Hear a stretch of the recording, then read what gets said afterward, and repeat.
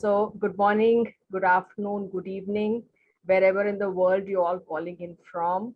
Welcome wholeheartedly to this another learning engagement brought to you by the learning management team of the ICF Mumbai Charter Chapter. We are delighted to have you with us today. So with that, let me start and introduce to you the session and formally welcome all of you again to this webinar. The topic for today's session is the ICF Code of Ethics in practice.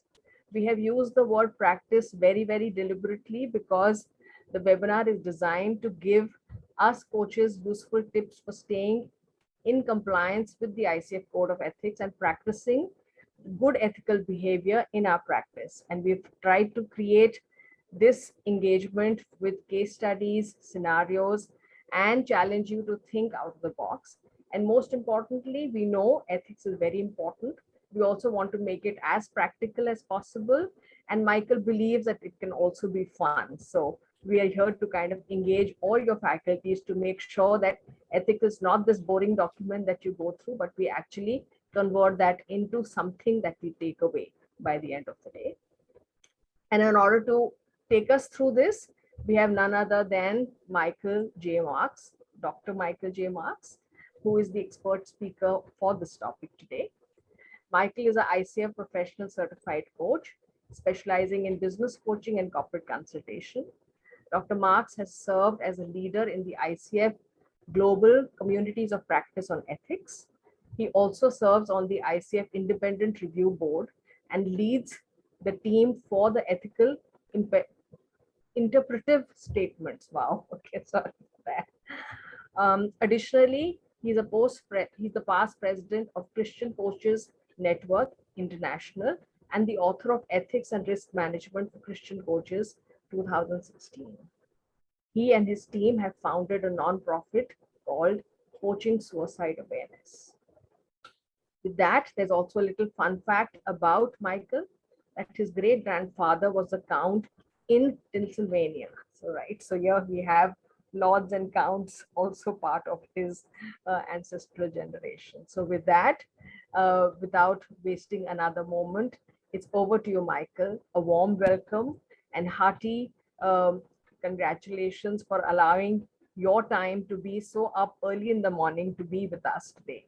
So thank you, and over to you. Thank you so much. I'm so honored to be here. This is actually the fourth presentation I've given to an Indian chapter, and I think the second time to the Mumbai chapter, if Yes. I'm not mistaken in my notes. The last time was 6 years ago. Was anybody there? Raise your hand if you were there, or put it in the chat.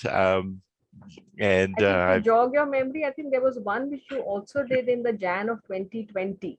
So exactly. Yeah. Two and a half years right. ago. Yeah. Okay. Yes. And so a very familiar audience. And when I got the invitation, I was like, oh, yes, indeed. I love this audience here. I want to be back there. And as I said, it is something that can be fun. And I like to make jokes, and I am the leader of the water cooler discussion. We meet on the second Wednesday of every month at 11 Eastern time. So I know that would be like 10 o'clock in the evening your time. But if you'd like to come for a fun, deep ethical discussion, similar to what we're doing today, but where it's just not recorded and we're deeply going into ethics, fun doing so, I encourage you to do that. It's on the ICF web. Yes, everyone on mute so that we don't have back chatter. And in that water cooler discussion, I make jokes all the time, and so people kind of get used to the fact that I'm very serious about ethics, but I don't take myself very seriously. So I think that's actually a good ethical principle.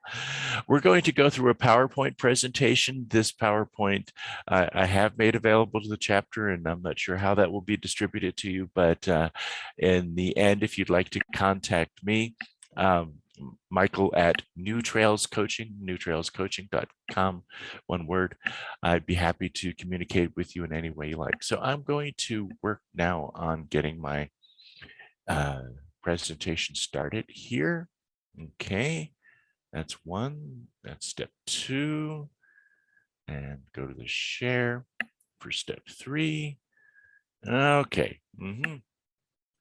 So somebody come off mute and give me a shout out that you're seeing this just fine. Yeah, just fine. Yes, just Yeah. fine. Okay. Good. So a lot of the slides here we're going to go through quickly, and the font is small, and that's because I just wanted to show you what it is. We're going to talk about a lot of these type of things, but not necessarily go through every word. That would be boring. And we don't want boring. I don't want boring.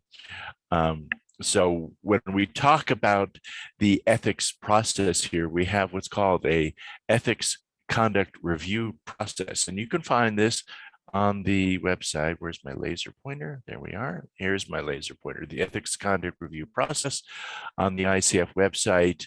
And when you go to that, if you are in a position where you want to complain about another member, we have actually a lot of complaints, coach complaining about coach, or your clients. I like to point this out to my clients that, and maybe you're not happy with me and you want to go beyond a discussion with me into the organization that holds me accountable.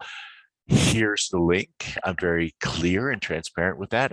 It's never happened, but with as many jokes as I make, one day I might actually make an inappropriate joke and it could offend somebody.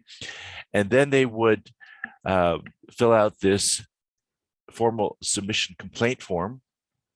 And we ask them a lot of questions, because we try to keep the process within what we can do, within our purview, our jurisdiction. And a lot of times, about half of the time, what is complained about is not within our purview. And I'll go into that in a little bit more detail. But effectively, ethics is here to keep us from regulation. Regulation means that a government would step in. And at the moment, we don't know of any government that has decided that you must have a university education and a government-sponsored or a government approved or reapproved certification or credential. And we like it that way. We think that regulation can be done internally, and that's what we do at ICF. And we know in the coaching industry in the world that the ICF Internal Regulation process, this ECR that I just mentioned to you, is the standard bearer. Most other organizations look at our model and say, oh, hopefully we can get something as robust as what they have at ICF. So through the complaints code, the Independent Review Board, the process complaint, and I'll go through this in a little bit more detail where it's easier to see.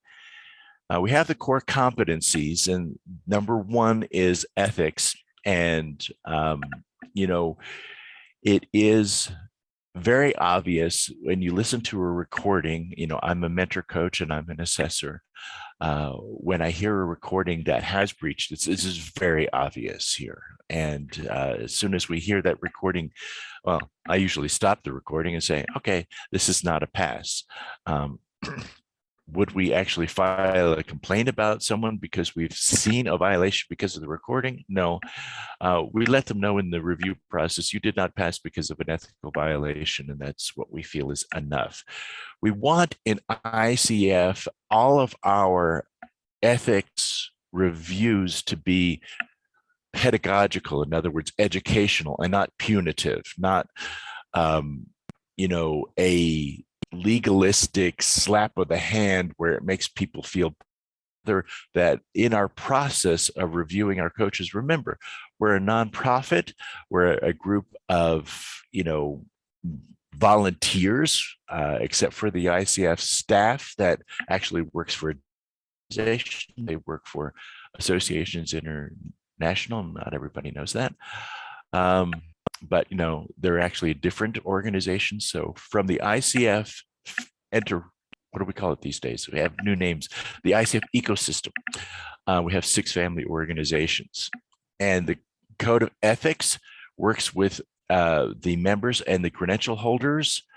We also talk about ICF professionals now, which includes the staff, but that's all kind of being sorted out as we speak because it's still relatively new. We have the Independent Review Process, which is the IRB Review Board. I sit on that committee and have been there since 2016. The Professional Coach and Credentialing Accreditation, where the training programs are stringently reviewed, and the training programs have to cite a code of conduct, which is different from the Code of Ethics. So in the end, we have a code which is good for the coach because it distinguishes it from other services. I like to advertise that I belong to ICF and I ascribe to the ICF Code of Ethics. I think that increases my credibility in the marketplace and increases my sellability, my marketability, if you will, as a coach. It protects the coach. And it keeps us free from regulation. For the client, they have a definition that they can depend on. I'm not particularly happy with the existing definition. I want it to include the core competencies, but that's being discussed right now in ICF over the next couple of months, is what words to change with the coaching definition. But I can't really give you any solid statement as to what it will be in the end, because that hasn't been finished here. So there's trust is built, and that actually will protect the client from financial risks. If they know that they're dealing with an ethical coach, they know that their money spent on coaching is in a better place here. It's when that becomes jeopardized and they're feeling that their money was not well spent, then that's when a complaint comes out here. So I want you to think about, there's 53,000 members nowadays in the world of ICF. How many complaints do you think we get a year? In a couple slides down the road here, I will show you the actual number from 2020.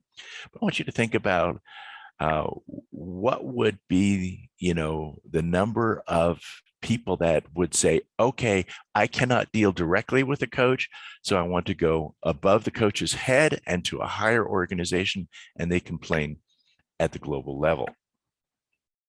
So, as I said, we have this review process, which serves as a model of excellence for the world and is responsive to complaints.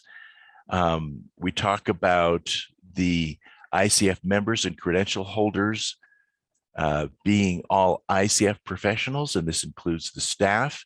And so we bring it all under one hat, if you will. And to repeat, those are the core competencies, the Code of Ethics, the Independent Review Board, the accreditation review, and the Code of Conduct for that. So again, I'm going quickly through the slides. These are actually not my slides. They're from the ICF ethics communities, specifically from the Independent Review Board. And we will go through this process on what is an ethical conduct review, how does the process get started, what happens in the review process, and what is the objective of the ethics conduct review process, your responsibility as an affiliated coach, and what additional help is available. So what happens is we receive a complaint, and if the person is a member or a credential holder, it moves forward here. If they're not, then it's rejected because we cannot handle it here. Now the question becomes, and this is a new point, like I said, that they're an ICF professional, maybe they're part of the staff. We haven't yet had a complaint against an ICF staff member, although I'm hearing rumors of a couple of them getting started. But to my knowledge, we haven't had one yet here. So we're still a little fuzzy on how that works and how it works with those other family organizations where people are not exactly members or credential holders. We're trying to figure all that out. But like I said, discussions on that topic are in progress right now. Like I think this week. So, or is it next week? But really soon here, the complaint comes to the IRB. The chair reviews it and says, okay, it looks like it might be a complete form. So we notify the coach that they have been complained about. We share any information that we need to with the complaint, and we receive a response from the coach. That then gets reviewed to make sure that it falls within the purview, the jurisdiction of the ICF review process. And it's reached it. Participants are notified and the case is closed. Sometimes the complainant is a little angry because they want their money back, for example, and we say, well, that's a legitimate thing to be concerned about, of course, but we don't review that. That's really something that you might want to take to a local court that would say that you deserve your money back or not. We're not handling business issues. We're strictly looking at the coach, the credential holder, the member, the ICF professional, as having breached the code or not breached the code. So at this point, we're just trying to filter, does it look like, does it smell like there might be a breach? And if so, then it goes on to an investigation team. So the investigation team reviews the written response to the complainant. Then they, number one, 3 people get together, investigate this. I just did this last week. And then the coach is assigned to the coach to support the process. The investigation team reviews the documentation. This can take anywhere from 10, in extreme cases, about 100 man hours. So, a team of 3 working anywhere from 3 to 33 hours times 3, it becomes an extensive process here. We're reviewing recordings, we're reviewing documents, we're reviewing emails, text messages, and then there's almost always an interview between the complainant and the review team, the investigation team, and then separately and a couple of weeks later after we've reviewed that with the coach. Sometimes we'll interview a third person. This doesn't happen very often. I've actually never done it in any of my reviews, but I've heard that it has happened a couple of times. It also becomes a little bit tricky when the interview is being done and translated simultaneously. So ICF hires a translator, which will then translate it back to English.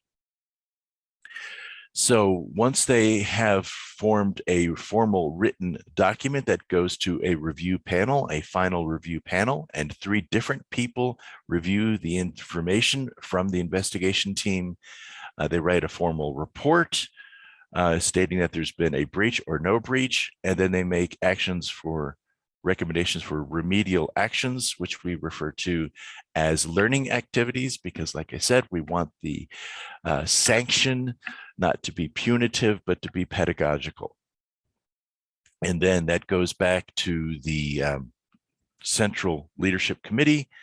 A letter is sent to the complainant saying breach or no breach. That's it. That's all they get. They don't get any explanation. They don't learn what the remedial action is. The complainant just gets a letter saying we did find a breach or not. Maybe they complained about several different things, and we don't go through all of the different things saying that you complained about 5 things, but we only found 2 to be breach. We don't say that. We just say there was a breach. And then the coach gets a specific one with remedial activities required. And there is then a consideration if the coach wants to have this reviewed again, saying, no, I don't think this is fair. If they accept the final determination, the case is closed. And if not, then it can go back.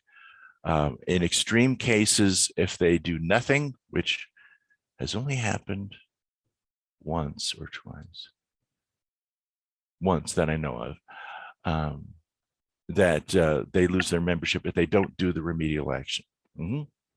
So I wanted to, now let me do one more slide. What are the typical remedial actions? I know this is small, so I've increased it here.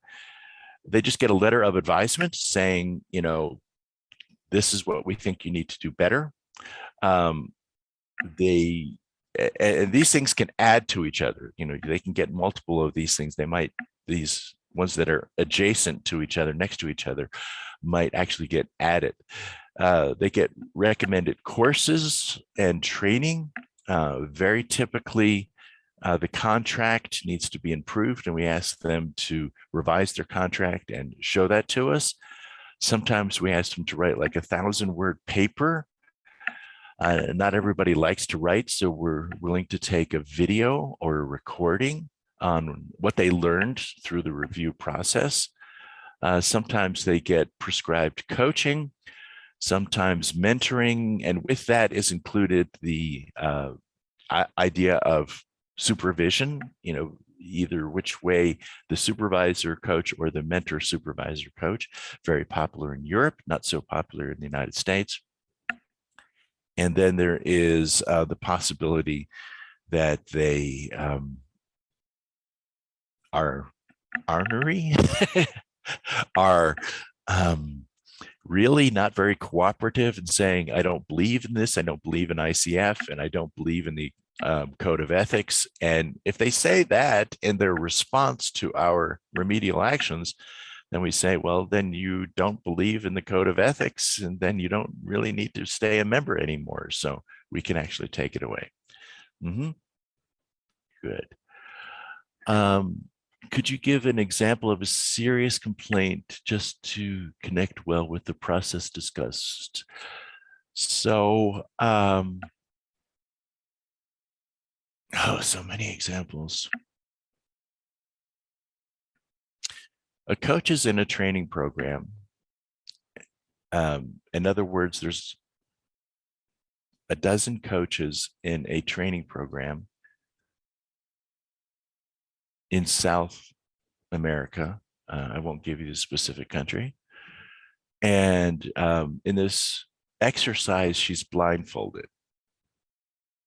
During the blindfolding, someone pinches her because she's blindfolded, and she actually physically, you know, grabs her. And she was blindfolded, and she got very upset with that. So the serious breach wasn't so much that a playful act during the blindfolded exercise upset her, but it was that the coaches, especially in this case, the leaders of the exercise, did not take her seriously and basically said, oh, it's your problem. You know, let's all just, you know, kiss and make up. Actually, literally, they said that, and they meant it physically. Let's just kiss each other and make up. And they treated it with a lack of respect for her feelings. And we said, yes, that was, you know, a serious violation of the Code of Ethics, more so in the lack of respect for her feelings and her sensitivities and some of her cultural actions. And yeah, I think in that case, they had to write a 1,000-word essay. So thank you for the question. I did notice that. And if I don't notice that, then just shout it out and I'll try to handle that here. So here's your answer. 32 complaints were received in 2020. I don't have the information yet for 2021. And 17 of those were administered, so about half. And then in the pie chart, you see that 50% were general business disputes. In other words, that was the 50% that we didn't take, because it usually had to do with, I want my money back. So 25% was lack of clear agreements. And I like to use the word contract. Agreement is the more popular word, but in the coaching process, what I call an agenda, what would you like to talk about today, is the agenda for the call. Some training institutes call that the agreement. So I find it confusing, the word agreement. So I just stay with the word contract. But when I say contract, if you're familiar with the word agreement for the written document or the spoken document, that's what we're referring to. So There's another 10%. question. Yes. There's another question in the chat box, Michael. So what kind of ethical breach might be noticeable in a recording? In a recording. I saw a recording of a mentor coach debriefing a mentor coaching client, a mentee, if you will. And I don't know if this answers the question, but it's the one that comes to mind. And the mentor coach was very heavy-handed. And he told the student,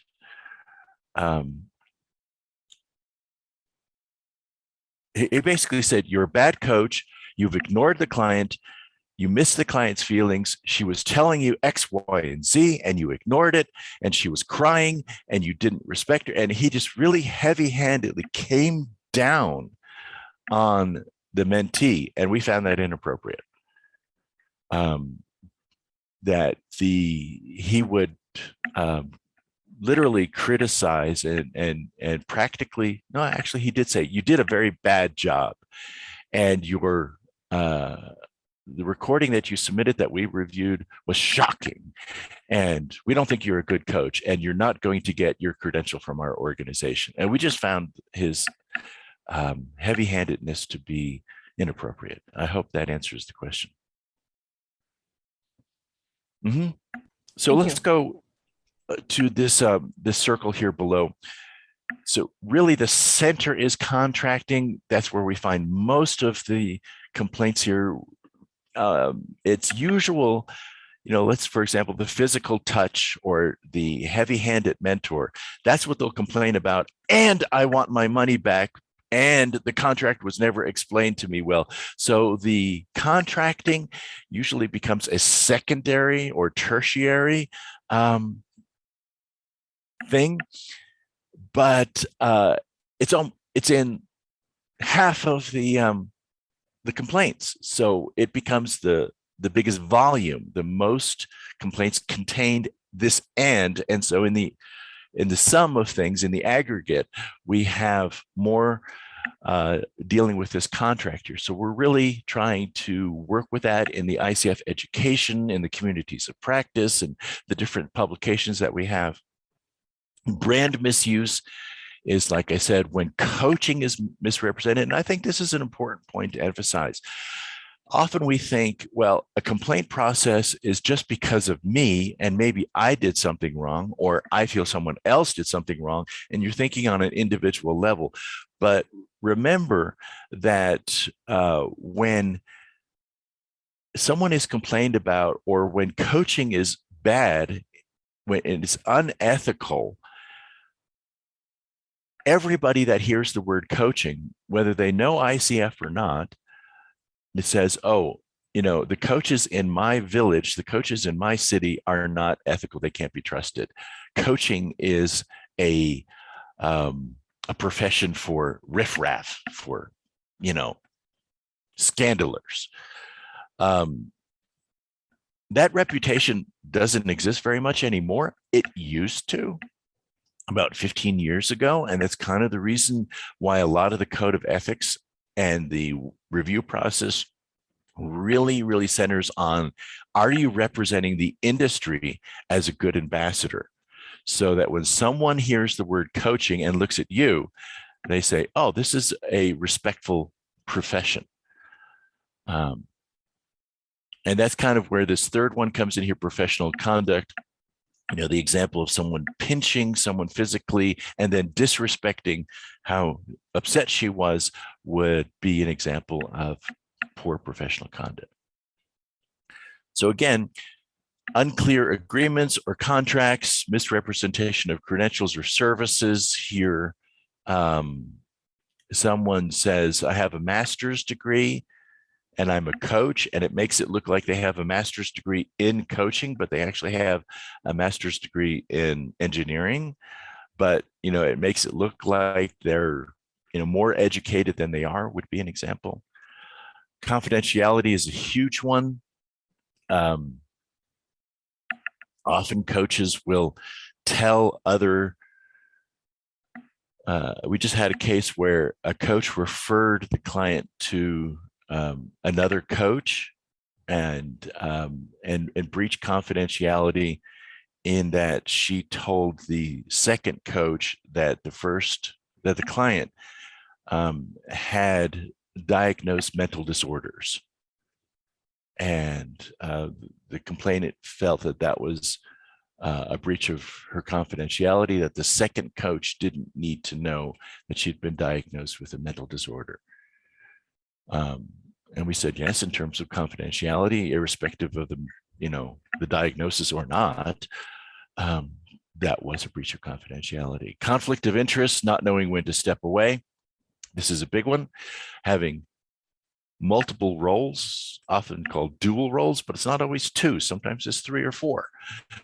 Multiple roles, that one's huge. A lot of things being talked about at ICF right now in conflicts of interest, inappropriate relationships, physical or social, a lack of awareness or judgment, not respecting the client's right to end the contract. There is a clause, and I'm very, how should I say, I like this one very much because this is my addition to the code. I actually wrote this one here. At any, number 9, respect the client's right to terminate the coaching relationship at any point in time for any reason during the coaching process, subject to the provisions of the agreement.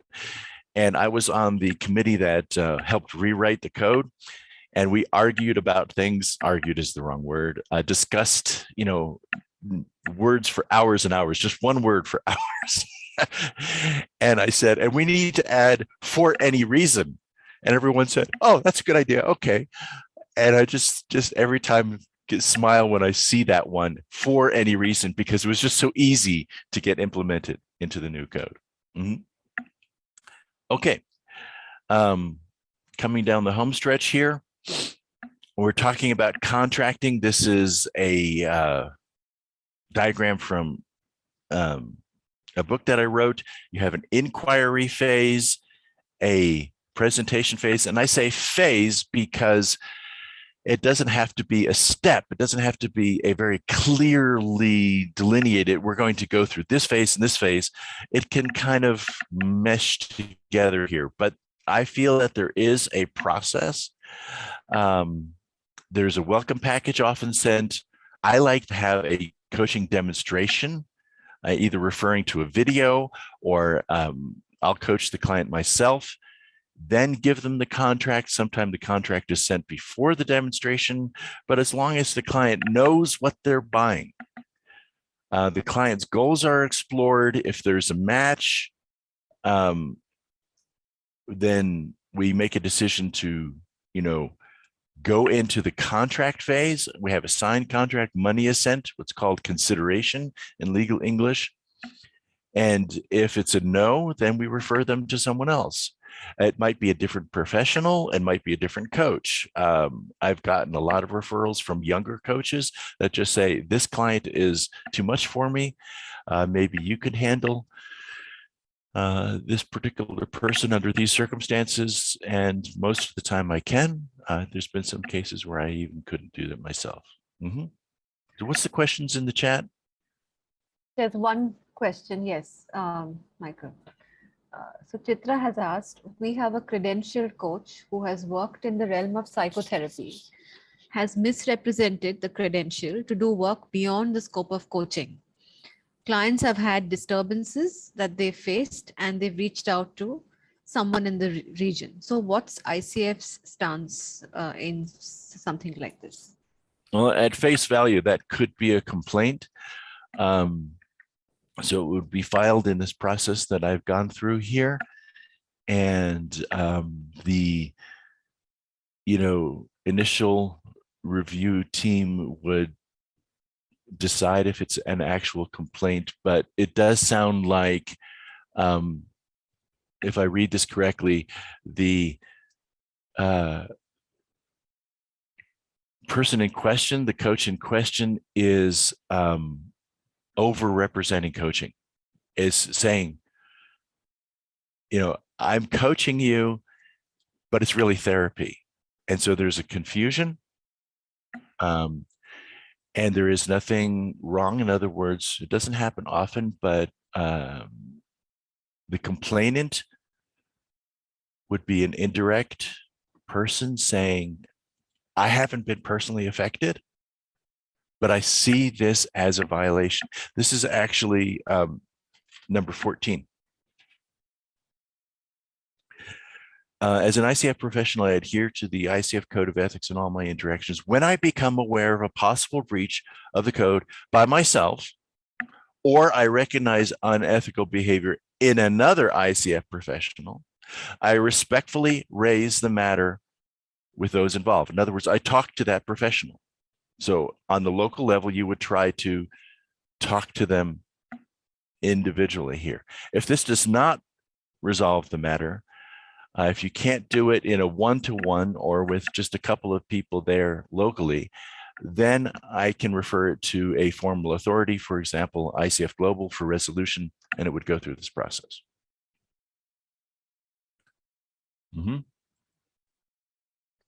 Thank you. So contracting, some examples: the coach did not abide by a referral agreement and took a client. In other words, we've had coach to coach, kind of an example of what was just mentioned in the question here. One coach noticed that another coach did not abide by the referral agreement and took a client here. So there was a referral agreement between the first coach and the client. And, the example I gave a while ago where the first coach mentioned mental disorder to the second coach, that could be classified under this type of example. Coach to client, the client believed the coach was not clear in their role as a social worker versus coach. And so she showed up for coaching and she was getting what she considered to be social work. Another one, a training entity, the coach felt in other words, the student felt the trainers were coercing them, calling out personal information, in other words, breaching confidentiality. In one example, the trainer said in a Facebook post, Samantha, not the name, but the example I'll just say Samantha is not going to be finishing our training course. She's having a hard time. She's got, this problem, and this problem. Please pray for her. So the coach's intentions were good, but she said on Facebook the 3 problems why Samantha was withdrawing from the program, and Samantha thought that was an inappropriate revelation of her personal life and got upset. So one more slide, and then we'll go for some more questions here. These are the elements of your good contract. Like I said, there's a question in the chat box. Agreement. Yeah, let me just go through this one first. Okay. So pricing, that's a big thing here. It's not clear on the price. And what I find is there's too many if clauses. People want to give the client options and they say, well, you can do it this way or this way or this way or this way or a combination. And in the end, the client doesn't really know what the price is for what they're getting. So it just becomes unclear. Not that it's wrong, it's just unclear. And that's really enough to be a bad contract. The duration of a coaching agreement, how long it's going to last, mine are indefinitely. So I say it will automatically renew unless the client or the coach say differently. The client's responsibilities, note taking, a 24-hour cancellation notice. This is, I think, is everyone gets this. I very seldom see a contract anymore that does not have this. Termination if the client or the coach chooses to end the contract at any time for any reason. For example, we just had a case where the client came on and we had a copy of the recording. It was amazing. The client gave us the copy of the recording, not the coach. In minute 8, she said, "This relationship is over. I don't want to continue coaching anymore." And in the coach's mind, she said, "Oh, she paid for 45 minutes, so I need to coach her for another 30 minutes." And the client wanted to stop. And when we listened to the recording, it was very clear. The client wanted to stop at minute 8. She didn't care whether she paid for the whole session or not. She was done. And the coach continued for another 30 minutes. And that 30 minutes was gruesome. It was painful to listen to. And again, here too, coaching is not replacing psychotherapy or business advice or anything like that. Okay. What's the question then? Yeah, the question in the chat box is from Pradeep. If a complaint comes to a local ICF chapter leadership, what is the due process that we need to follow? So does one look into it first at the chapter level, or do we ask the complainant to directly approach, let's say, the IRB or the committee for an ethical breach review? Yeah, that's a good question. Long time ago, like 10 years ago, complaints used to be reviewed at the chapter level. We decided that that was too much work for the chapter leadership. So what we've done in the meantime is we just ask the chapter leaders to review it and see if some type of mediation, arbitration, a referee, a discussion. Can we just get everybody in the room and talk about it and see if we can come to some resolution on this here? That would be step 2. Step 1 was, like I mentioned earlier, the offended person goes to the perpetrator, to the one she thinks or he thinks did something wrong, and so I think you did something wrong, and I'd like to talk to you about it. And second, the chapter leadership comes in, tries to put everybody at the table. That would be the ideal situation. But sometimes people just go straight to the IRB, straight to global, and you can do that too. So I hope that answers the question. Yeah. Michael, although this question has not come in the chat box, it's just occurred to me. Just like you put up these contract ground rules, are there any similar contract ground rules that you can share that the coach can put in place with the sponsor? Not the client directly, but the sponsor. Oh, I love that question. Anytime you bring a sponsor, the whole discussion becomes much bigger. And,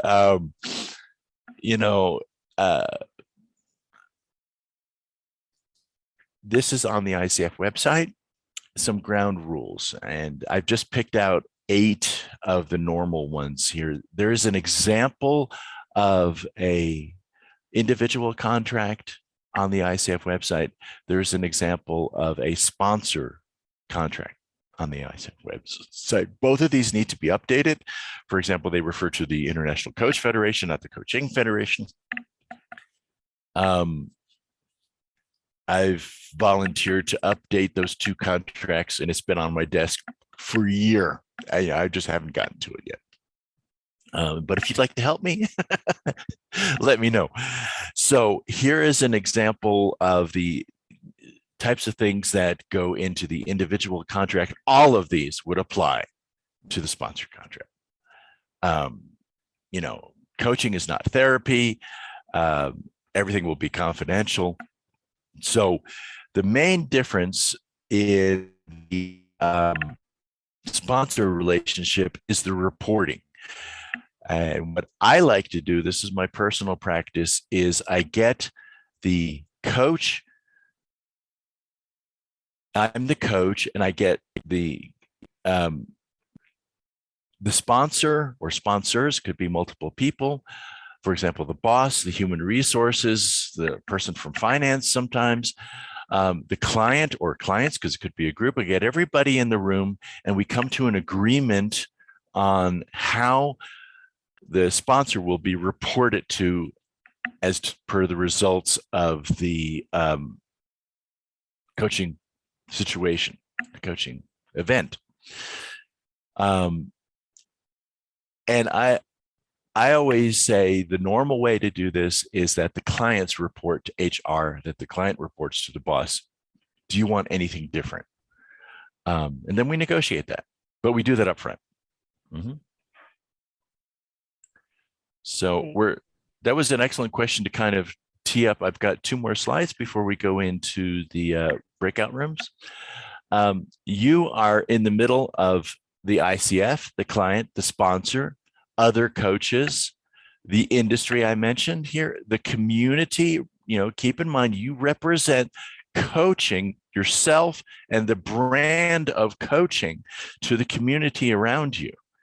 And they hopefully will have a higher estimation of the coaching industry when they look at you. But you also have to be true to yourself. And sometimes you just have to say, I can't coach this person.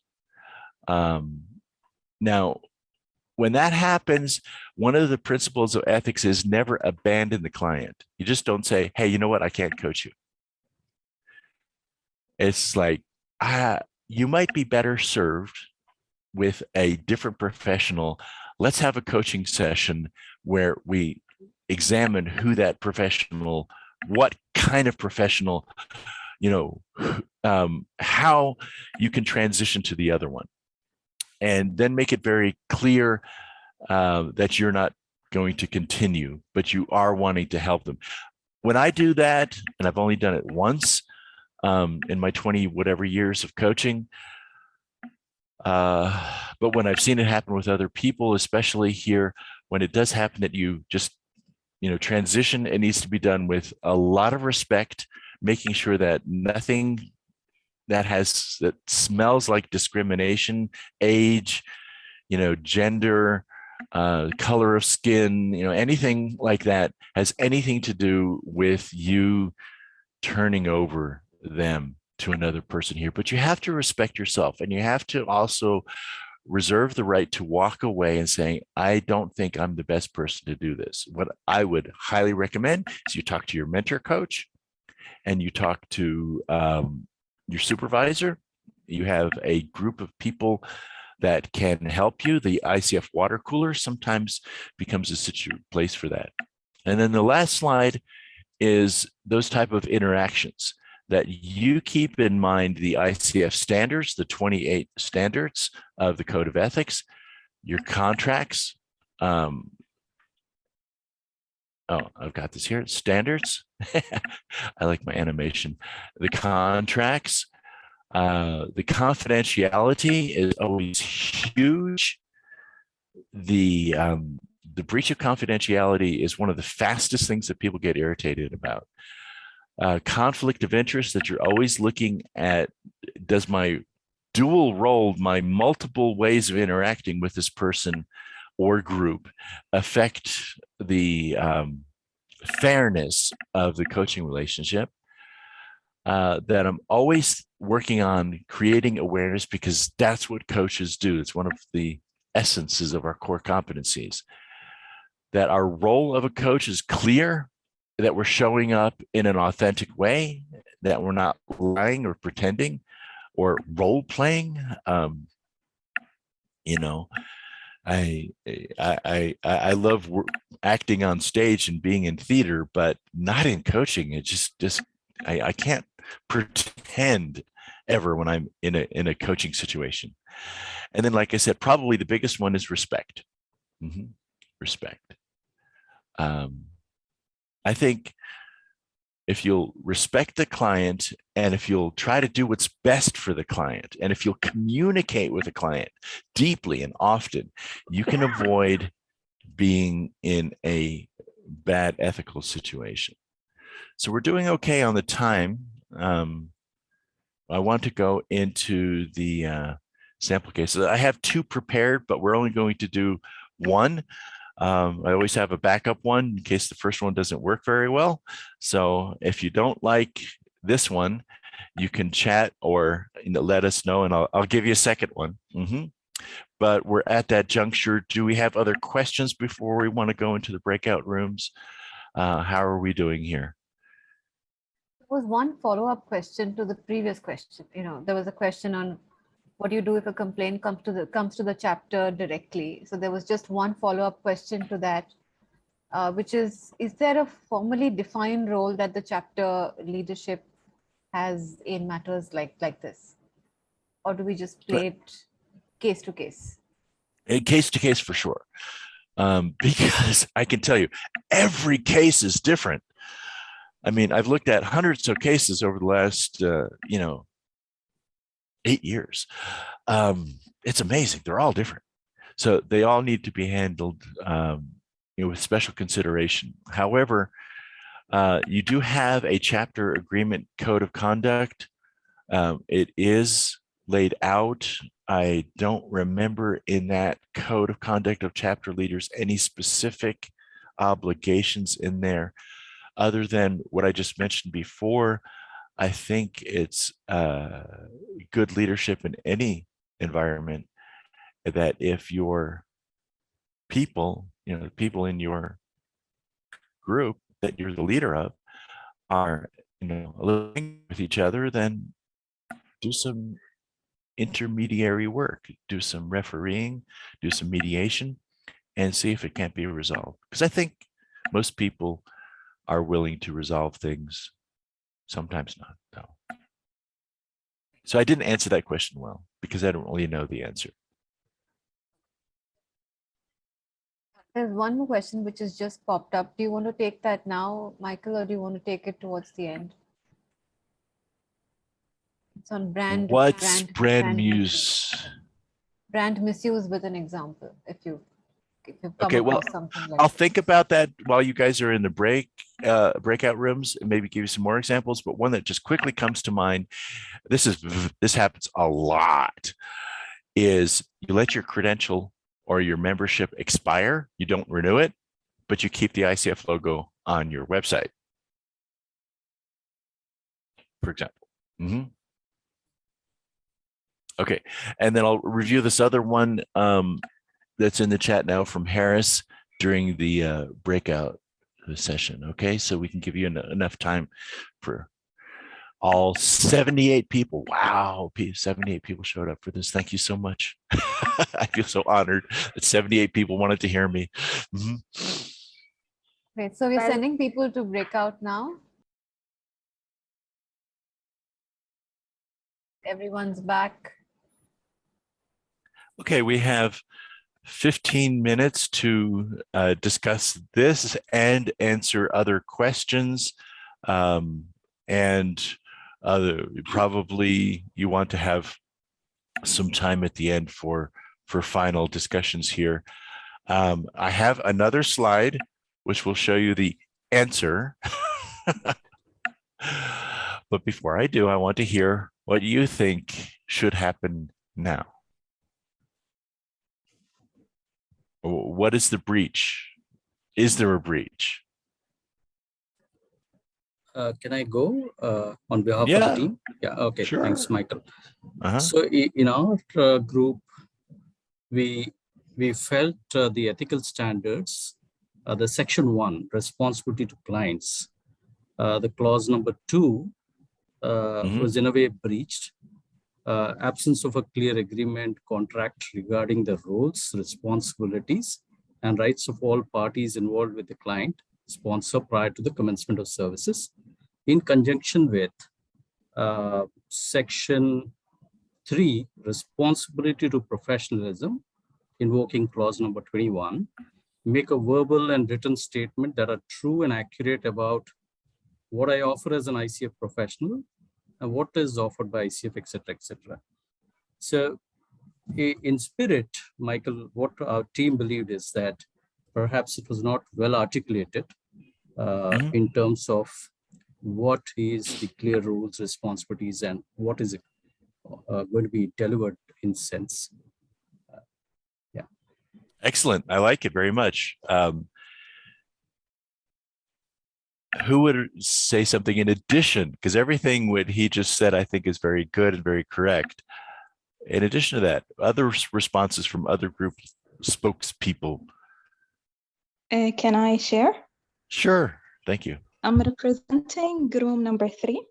So in addition to that, we really also have felt that point number 1 with the responsibility to the client was really important, because it helps in establishing before even during the initial meeting an understanding of the nature and the potential value of coaching, the nature of limits of confidentiality, financial agreement, which comes here. So nothing was mentioned about how many coaching sessions they are going to have, what painting is going to be exchanged in return to those coaching sessions. So the financial part was not clear at all.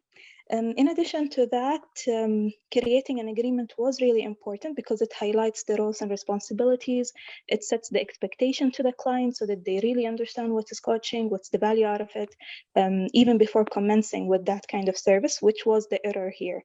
I believe they haven't had a fully fledged agreement that's written and clearly have that. Point number 4, having a clear understanding about how information is exchanged among parties involving during the session interaction was also important. One of the things that we highlighted is waiting 8 sessions to actually discover that the session was not, or the coaching sessions was not beneficial is a big waste of time.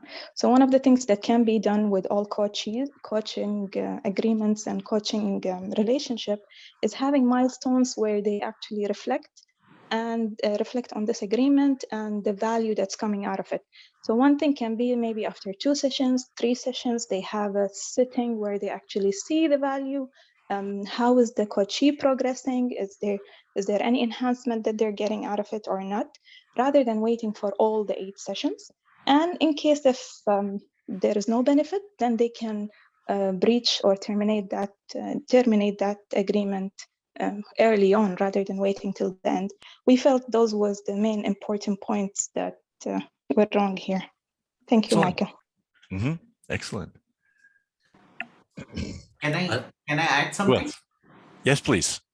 I guess in addition to what the 2 other members discussed upon, would it also mean section 1.8, where the coach is remaining alert to indications that there might be a shift in the value received from the coaching relationship?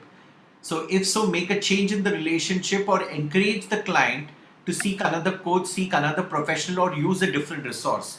At least discuss that out. Exactly. Very good. Anita, you want to talk about it? Yes.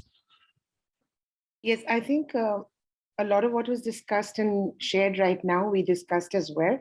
The one thing that came under our focus was whether an agreement needs to be ethically in writing and signed. And is that an ethical issue, or is that just a common sense logistic issue? And will save us a lot of problems, both for the coach and the client. Let me speak to that. In ICF, we highly encourage a written agreement, especially for cultures that honor written agreements. Because there are cultures that don't honor written agreements. In other words, they feel if you come up with a piece of paper that says, please sign this for our coaching, there are cultures where that would be a show of mistrust and distrust. And so in those cultures, we respect the verbal agreement, the handshake. So we don't insist on, require in our code of ethics a written agreement, but we highly encourage it where culturally it is the acceptable practice. Mm-hmm. Okay, so one more point that we thought was, see, this looks like he knows her and then the coaching starts, which is good. But the brand of ICF, because she is engaging into coaching because the brand of, he's an ICF coach. So the brand takes a hit. If something like this comes up where there is nothing written, in a way, the contracting piece is two parts. One is the written agreement. Also, prior to the coaching or in the first coaching conversation, laying out the boundaries, ensuring that both her expectations, his expectations are met. All those were not met. Also, in the last part, I became angry with her, feeling I have been duped and not acknowledged as a professional. She does not like my response. So first is the contracting part, but became angry, feeling duped. All those are strong words. Okay, there could have been a breach. But to me, a professional relationship is you lay it on the table and leave you. The question of emotions may not or should not come into play. Was also one of the thoughts that we had. Mm-hmm. Mm-hmm. Mm-hmm. That's a submission. I'm just trying to think. What would which standard would be represented by the coach being angry? That might be 17. Recognize my personal limitations that might impair, conflict, or interfere. My personal limitations is I feel angry. So that could be 17 as well. Mm-hmm. Okay. So standard 13 and 17 is what we felt. Right, 13. Mm-hmm. Okay.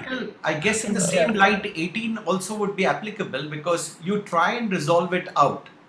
Yep. 18, yeah. Here's the case. And I heard from the responses, number 2, number 21, number 1, number 4, number 8, number 17, number 13, number 10. And when you start getting into ethics, you can see really it's all interlinked. And we could throw the book at this coach. But we usually, when we come to a decision, if there's a breach or no breach, we try to keep it to a minimum and emphasize the learning. So we have code number 2. It was the one found to this client, created an agreement. Everybody mentioned that here. The remedial action was 3 hours of coaching around contracting. Author a paper on the importance and the nature of contracting. We always encourage people to publish this, but they never do. At least not, they don't want to tell the public that they were found in breach of the ICF code. But we always encourage that this paper become a learning experience for more than just the coach. But, we will never publish it without, we will never publish it. The coach has to do that themselves. And of course, discuss this with the mentor coach, with the supervisor, and so forth. So very good. You guys did very, very good. I love the intuition that was coming out. Thank you so much for having me. I enjoyed very much being here today. So thank you, Michael, for this. And I think you've really, done full justice to the session where we said we wanted it more, we said the ethics code in practice. So how do we really use the ethics code document to see what is it that we could inculcate and do in our practice? So thank you so much for your time, your energy, your humor, and all that you shared today.